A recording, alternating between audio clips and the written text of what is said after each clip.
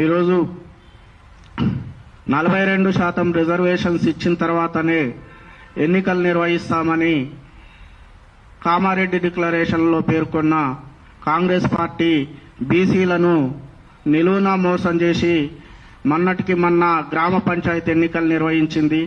మళ్ళీ ఇప్పుడు మున్సిపల్ ఎన్నికలకు వెళ్లడం బీసీలను దగా చేసి బీసీలు అమాయకులు అనే స్థితిలో వీళ్ళు ఏం చేసినా ఏం అడగరు, మాకే ఓట్లు గుద్ది మమ్మల్ని రాజ్యాధికారంలో కూసబెడతారనే మనస్తత్వంతో ఈ అగ్రకుల పార్టీలన్నీ కూడా కాంగ్రెస్, బీజేపీ, బీఆర్ఎస్లు మైండ్ గేమ్ ఆడుకుంటూ ఈ రిజర్వేషన్ల అంశాన్ని తప్పుదోవ పట్టిస్తూ ఈ ఎన్నికలకు వెళ్లడం మేము తీవ్రంగా ఖండిస్తున్నాం. ఈ ఎన్నికలలో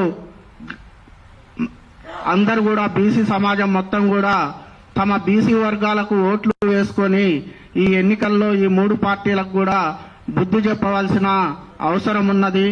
బీసీలు పట్టణాలలో జరిగేటువంటి మున్సిపాలిటీలు, నగరాలలో జరిగేటువంటి ఎన్నికల్లో రాజకీయ చైతన్యాన్ని ప్రదర్శించి అత్యధిక సీట్లు గెలుచుకోవాలని కోరుతున్నాను. అదేవిధంగా ఈరోజు మార్వాడీలు ఈరోజు బీసీ సర్టిఫికెట్లతో, ఎస్సీ సర్టిఫికెట్లతో, ఎస్టీ సర్టిఫికెట్లతో ఈరోజు నగరాలలో, మున్సిపాలిటీలలో పోటీ చేయడానికి వారిని వెనక ఉండి ఈ కాంగ్రెస్, బీఆర్ఎస్, బీజేపీలు ఈ పార్టీలన్నీ కూడా కుమ్మక్కై వీళ్ళని చైర్మన్లుగా చేయడానికి, వీళ్ళని నగరాలకు, మున్సిపాలిటీలకు చైర్మన్లుగా చేయడానికి కుట్రలు కుతంత్రాలు పన్నుతున్నాయి. ఈ అగ్రవర్ణాలన్నీ కూడా ఈరోజు తెలంగాణలో అగ్రవర్ణ ఆధిపత్య కులాలన్నీ కూడా మార్వాడీలకు కొమ్ముగాసి ఈ బీసీలకు, ఎస్సీలకు, ఎస్టీలకు రాజకీయంగా తీవ్ర నష్టం చేకూర్చే చర్యలను మేము ఖండిస్తున్నాం.